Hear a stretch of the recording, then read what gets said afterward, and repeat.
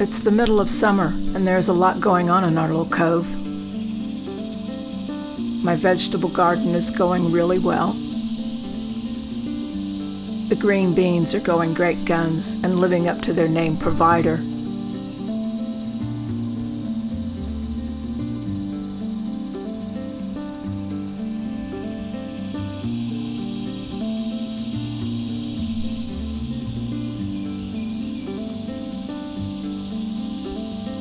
The nasturtiums are beautiful and just this gorgeous deep color of red. And while some things are waxing, like the green beans and the cucumbers that are just now starting to bloom, other things are waning. The sugar snaps I'm leaving to go to seed. The scarlet runner beans are going crazy. The hummingbirds are having a field day.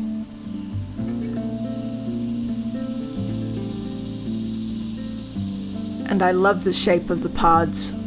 Inspirational for sure.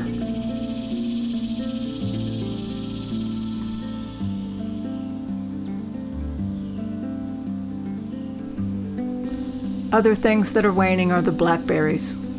They're almost done. But I've made a couple of really yummy pies.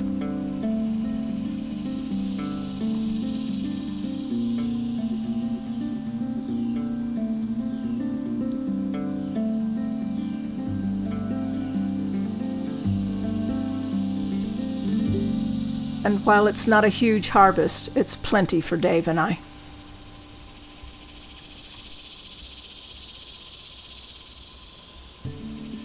And I think the most exciting thing is the new pole barn. It's for the wood-fired kiln. Got my materials ready. Just a couple more things to gather. And from digging out the footers for the barn, I managed to dig out quite a bit of wild clay. I'm so excited about it. Imagine wild clay, digging clay and firing it in my little wood-fired kiln. I mean, really, that is going to be just seriously cool.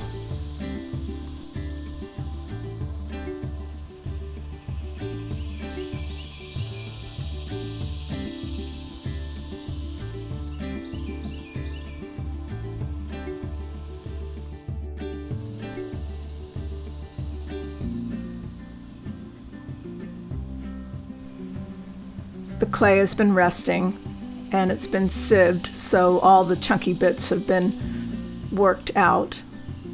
And now it's ready to pour out onto this muslin to start drying and to get it to a workable state.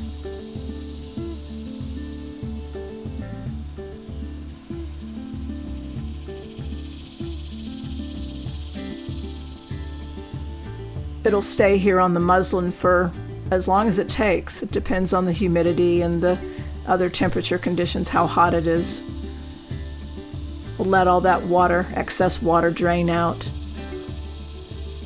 I've got a whole video series on this processing my wild clay, so you can watch that if you're so inclined.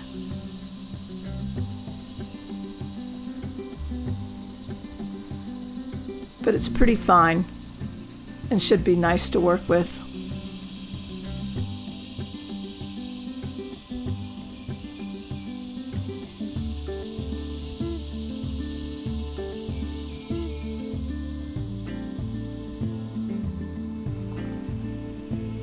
I'm using this galvanized wire to hold up the other piece of muslin that I'm going to use to keep out the bugs and leaves and anything else that thinks it might want to fly into the clay.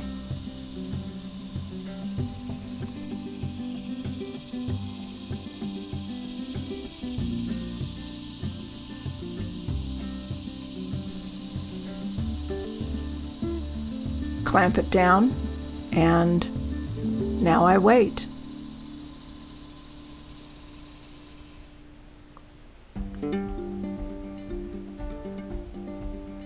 And more exciting things, my fermentation indigo. As you can see, the lid is all moldy, so that means it's a nice temperature. It looks awful, but it's perfect for fermenting indigo. And I'm using that little aquarium heater to keep it the perfect temperature, about 84 degrees. And you can see the metallic sheen. It's getting pretty close to being ready.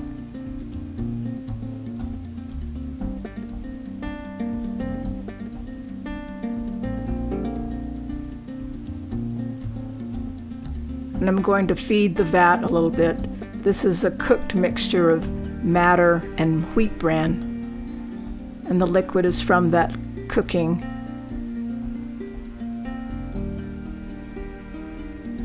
And I'm adding a little bit of the solid mix as well. I'm just kind of making this up as I go along. It seems like a good idea.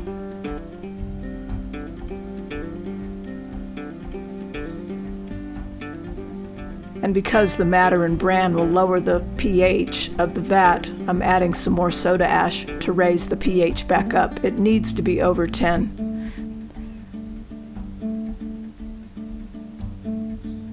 And I don't know that it really adds much to the vat, but I like the idea of adding some of the crushed leaves from my very last indigo harvest from last year.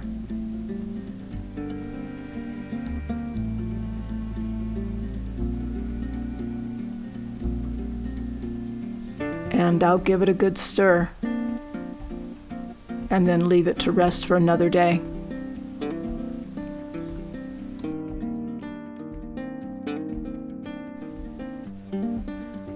I want to make the most of this fermentation vat because I'm probably not going to have any indigo to harvest this year.